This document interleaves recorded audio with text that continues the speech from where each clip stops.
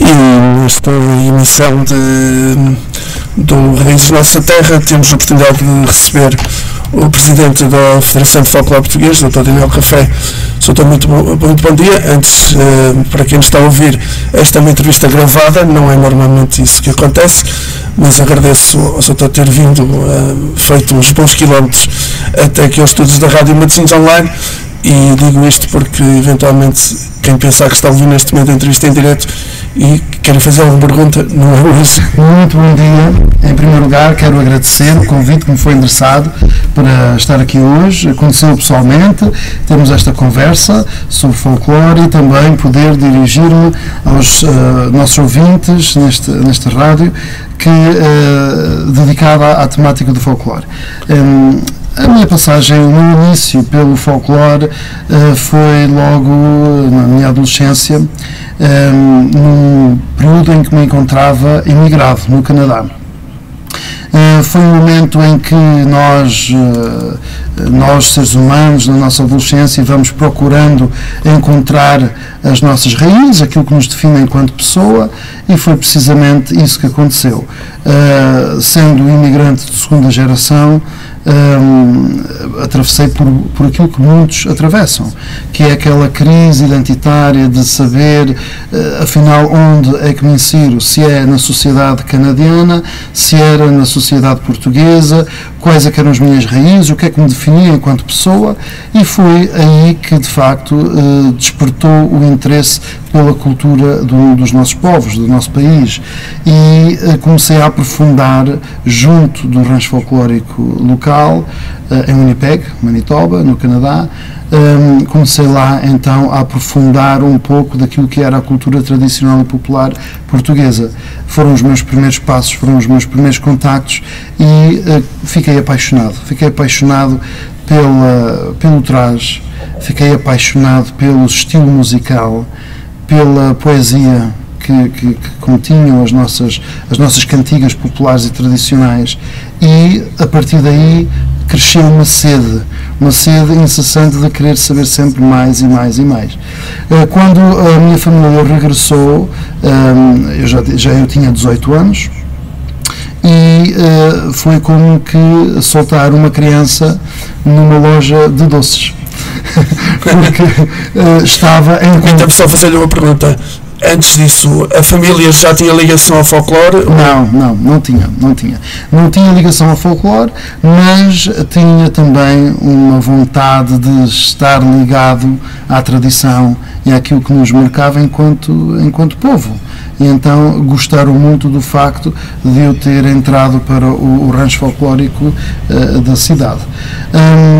E de facto foi um processo, quando regressei, estava eu a dizer, foi como que soltar uma criança numa loja de doces, porque quando estamos radicados no estrangeiro, temos que nos limitar àquilo que é o trabalho realizado dos grupos de folclore, ou seja, faz-se uma cópia daquilo que é feito cá em Portugal e transpõe-se para lá, porque não há fontes primárias, não se podem fazer recolhas. Mais complicado. Estamos descontextualizados, estamos desenraizados, portanto tem que se fazer uma cópia dos grupos folclóricos nacionais.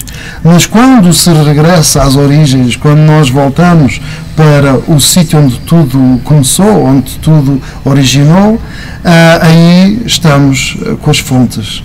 E aí comecei a fazer investigação junto da minha população local, da minha aldeia, das pessoas de mais idade, e foi, como eu disse, como estar numa loja de repousados, de doces. Era sempre uma descoberta constante.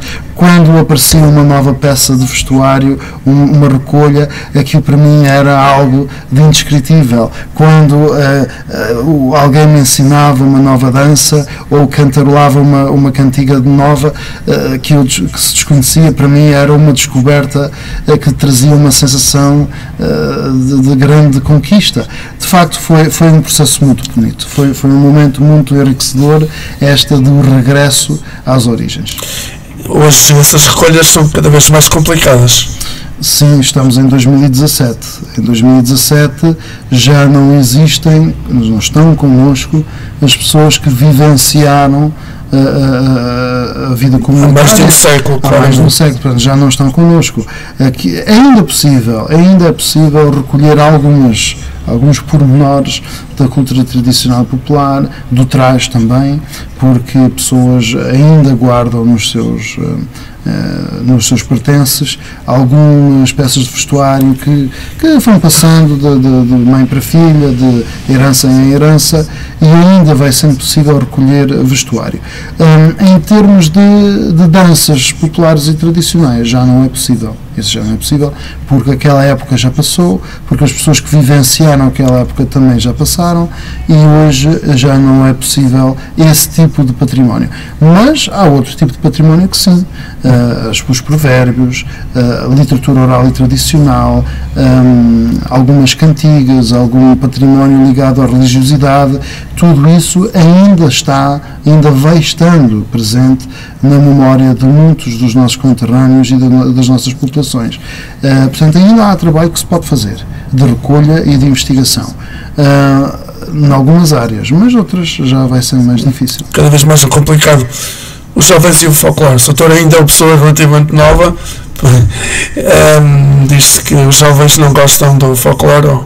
Como é que vê essa perspectiva? Qual é a sua perspectiva? Eu costumo dizer que nós só gostamos daquilo que conhecemos.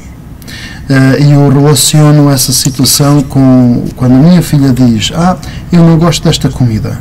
Então, como é que tu sabes que não gostas? Já provaste? Não, ainda não provei. Então, como é que tu sabes se gostas ou não gostas? E isto é a mesma questão que se prende com o folclore. Dizer hoje que os jovens não gostam de folclore provavelmente poderá ser verdade, mas eu pergunto: também já experimentaram? Sabem o que é o folclore? Já dançaram? Já estiveram envolvidos verdadeiramente e sem preconceitos para saber se gostam ou não? O problema todo é que muitas vezes desconhece-se o que é o folclore, o que é que envolve o folclore, e faz-se uma ideia pré-concebida errada. Há preconceitos daquilo que é a nossa imagem enquanto movimento folclórico nacional, que está debilitada. Preconceitos também porque os nossos colegas de escola, das crianças, dos jovens, também têm um preconceito erróneo daquilo que é o folclore, e também vão manifestando essa posição junto dos seus colegas, dos seus amigos, e gera-se aqui um sentimento de rejeição natural dos pares relativamente ao folclore. E aquilo que nós temos que fazer é tentar contrariar e chamar os jovens. Também sabemos que para esta finalidade temos que chegar junto dos jovens a uma idade cada vez mais tenra, cada vez mais jovem, porque até aos 10 anos, 11 anos, 12 anos, talvez ainda nós conseguimos cativar, mas a partir daí, a partir da adolescência, torna-se mais difícil. Não é impossível, mas torna-se mais difícil por aqueles motivos que acabei de elencar. A relação com as escolas poderá ser um elo fundamental nessa área? É um elo fundamental. Aquilo que posso dizer é que a nível nacional há experiências muito, muito positivas a este nível de projetos que são desenvolvidos entre os grupos de folclore e alguns agrupamentos de escolas, algumas escolas do primeiro ciclo, e que têm surtido um efeito extraordinário.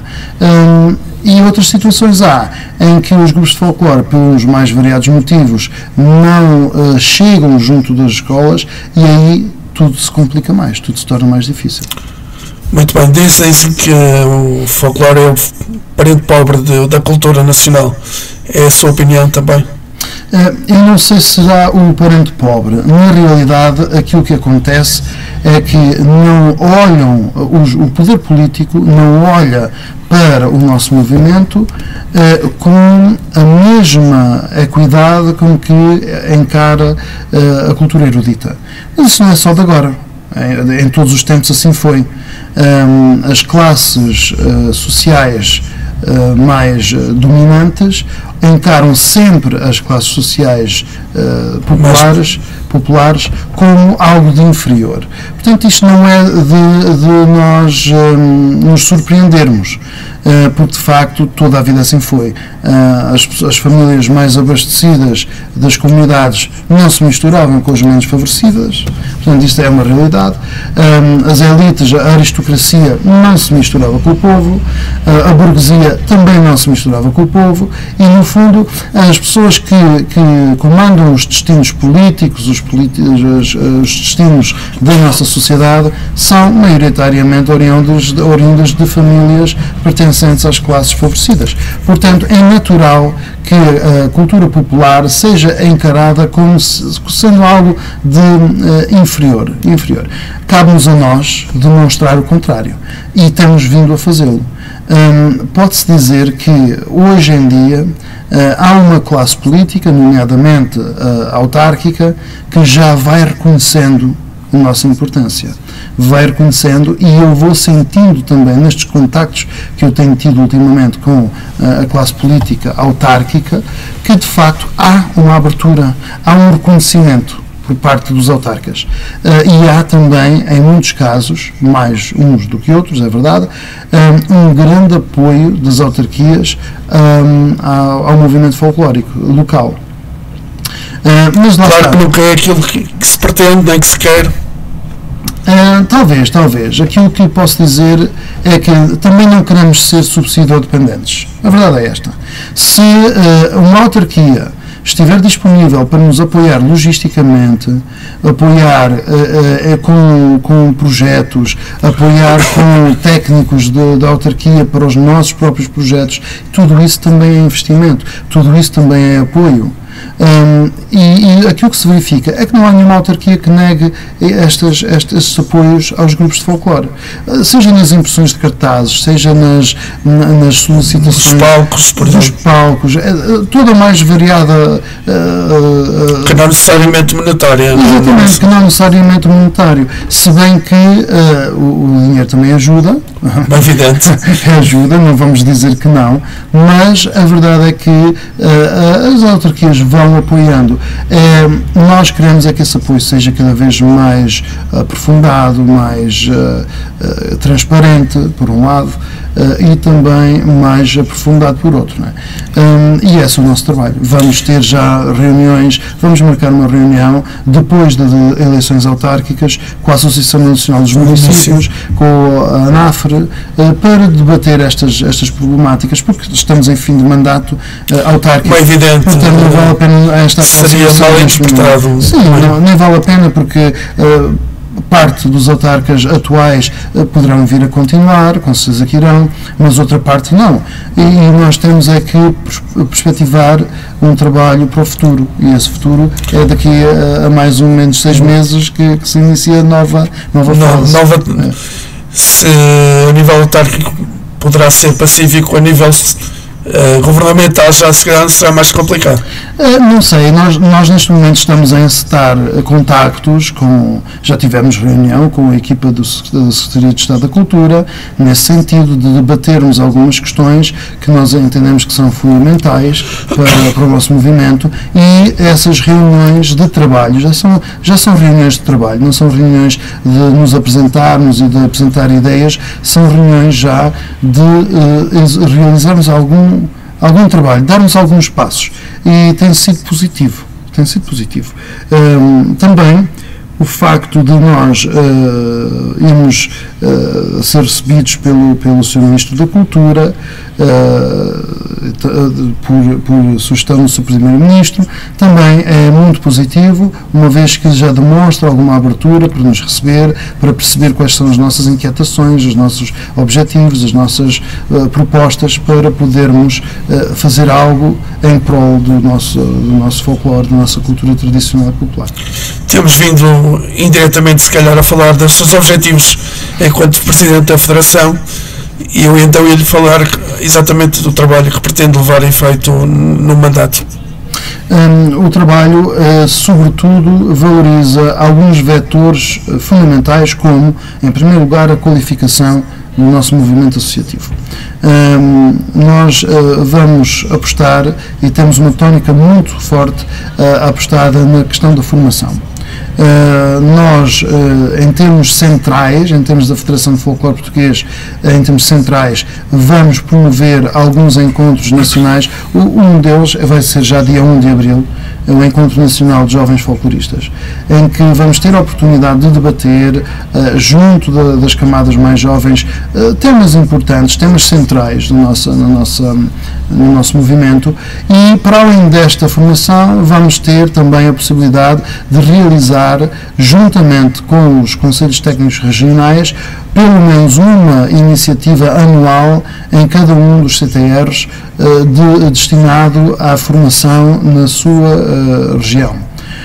Também, juntamente com as autarquias, já temos alguns momentos agendados de formação promovida pela autarquia, outras promovido pelos próprios grupos. Portanto, há grupos que chamam a si esta iniciativa de promover fóruns de debate, mesas redondas, colóquios, e nós vamos aceitando, nós vamos fazendo parte também destas iniciativas dos próprios grupos, que são iniciativas de louvar, demonstram aquilo que é a capacidade de mobilização dos nossos agentes culturais, dos nossos grupos, o interesse que eles demonstram em saber cada vez mais, em refletir cada vez mais sobre estas problemáticas e chamar, sobretudo, os jovens para junto de nós para serem parte atuante deste processo.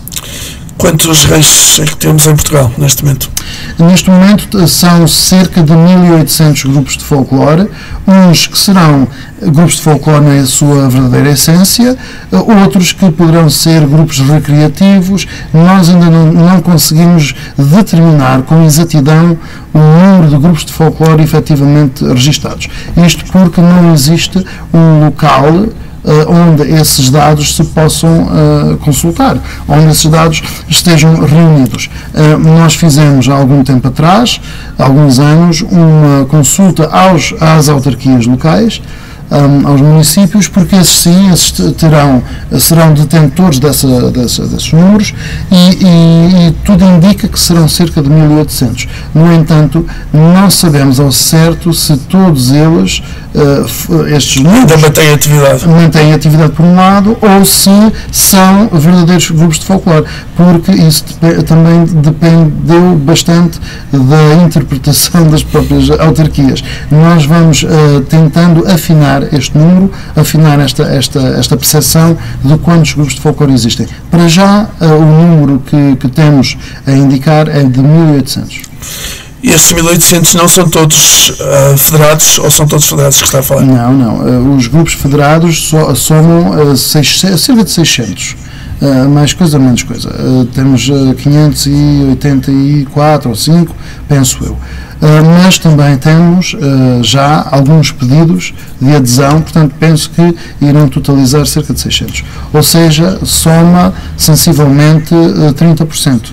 30% dos grupos que estão dados como existentes, 30%, um pouquinho mais de 30 talvez, 31,2, salvo erro, este valor é aquele que nós avançamos no dia 11 de março, serão a percentagem de grupos que nós temos federados. O seu objetivo é aumentar o número de grupos federados? É sempre o nosso objetivo. O objetivo da Federação é chamar a si cada vez maior número de grupos, porque isso seria um bom indicador de que os grupos estão conscientes de que devem fazer parte de algo mais alargado, algo maior do que si próprios. Hoje em dia, neste mundo global em que vivemos, a verdade é que sozinhos não somos ninguém. E nós só conseguimos conquistar algo se fizermos parte de um todo maior, de um todo que pode construir um caminho comum e que pode reivindicar alguns direitos e alguns benefícios para o todo. Portanto, se nós não estivermos unidos, não vamos conseguir chegar a lado nenhum. Se nós tivermos mais união, mais peso junto do poder político, aí teremos outra capacidade reivindicativa e outra capacidade de fazer ver o nosso peso e o nosso valor na sociedade. Acho que já falamos de tanta coisa, não sei se quer acrescentar mais alguma coisa. Eu gostaria de dizer que os grupos de folclore em Portugal continental e nas ilhas, nas regiões autónomas, têm vindo a fazer um trabalho louvável. Na sua grande maioria dos grupos federados, temos grupos que se pautam por cada vez mais construir um projeto digno da memória coletiva dos nossos antepassados. Um projeto que espelhe aquilo que é a nossa tradição, aquilo que é a nossa matriz identitária e que nós temos o dever, segundo a Unesco e também segundo a nossa própria Constituição portuguesa, de salvaguardar para as gerações futuras. Portanto, esta é a nossa missão, esta é a nossa tarefa e os grupos de folclore, na sua maioria, os que são filiados, e há alguns também que não são filiados, é verdade, há alguns grupos filiados que têm vindo a fazer um bom trabalho e gostaríamos apenas que esses pudessem reconhecer no nosso movimento e que quisessem também fazer parte dele. Teríamos todos a ganhar, o movimento e eles próprios. Portanto, é uma palavra aos nossos grupos de folclore nacionais que continuem a fazer o seu bom trabalho, este trabalho abnegado, este trabalho de valorização da nossa matriz identitária e que nos orgulha a todos. Muito bem. Não sei se quer deixar, ou foi a mensagem final? Esta foi uma mensagem final. A outra também é para os jovens. Gostaria só de dizer aos jovens que a nossa identidade é aquilo que de mais precioso nós temos. Aquilo que nos define em termos de diferenças dos espanhóis, dos franceses, dos alemães, dos italianos, ingleses, é a nossa matriz identitária, a nossa cultura tradicional e popular, aquilo que nos distingue dos outros, aquilo que é a nossa alma, a nossa Portugalidade. E isso reside na nossa cultura tradicional e popular. Descubram-na e façam parte dela. Vão ver que de facto é algo que vale a pena fazermos parte, conhecemos pessoas diferentes, temos uma visão do mundo diferente, sabemos promover a tolerância, a aceitação cultural e identitária, é algo que o mundo precisa. Esta tolerância, esta aceitação é algo de que todos nós precisamos nestes dias de hoje tão conturbados. Por fim, também gostava de agradecer a possibilidade que me foi dada de estar aqui hoje e falar para os vossos ouvintes, a quem eu saúdo, a todos, e mais uma vez deixo aqui o meu agradecimento. Muito bem, as portas da Rádio Matosinhos Online estão sempre à disposição da Federação, todos os grupos, como eu já disse várias vezes, e contactem-nos sempre que for necessário. Muito obrigado. Muito obrigado.